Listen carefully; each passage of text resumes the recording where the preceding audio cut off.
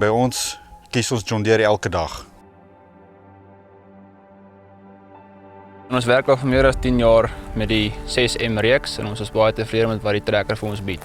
Meer spesifiek werk ons met die 6195 wat ons die kilowattspeling gee van 130 tot 150 kW op die 6195 se boost wat ons help om deur die rofste terreine te kom met die meeste gemak.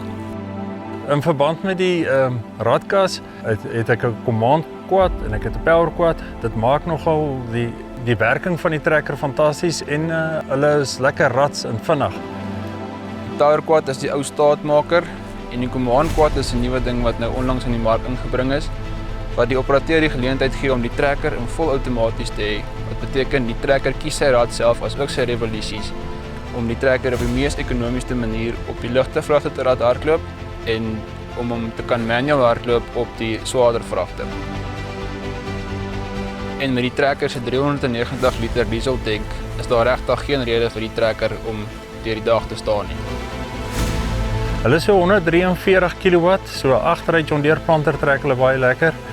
Hulle het 150 liter olie en ek het hulle juist nogal nodig met die vacuum van die planters. Ons werk op 'n spoorverkeer, so waaroor ons baie bly is dat die trekker het 'n lang uitskuifas tot op 2.3 meter sonder dat enige ingenieurswerke in ag geneem hoef te word. Dit was vir ons een van die groot trekpunte vir die reeks. Die 6M reeks kom met 'n baie gemaklike en verbruikersvriendelike kajuit. Dit help die drywers om deur die lang 14+ ure in druktyd gemaklik te wees en nie moeg te raak nie. Die tegnologie op die trekkers is kop en nek bo die res van die kompetisie. En dit stel ons in staat dat trekkers met mekaar kan gesels, ons kan kaarte oplaai, ons gebruik die presisieboerdery.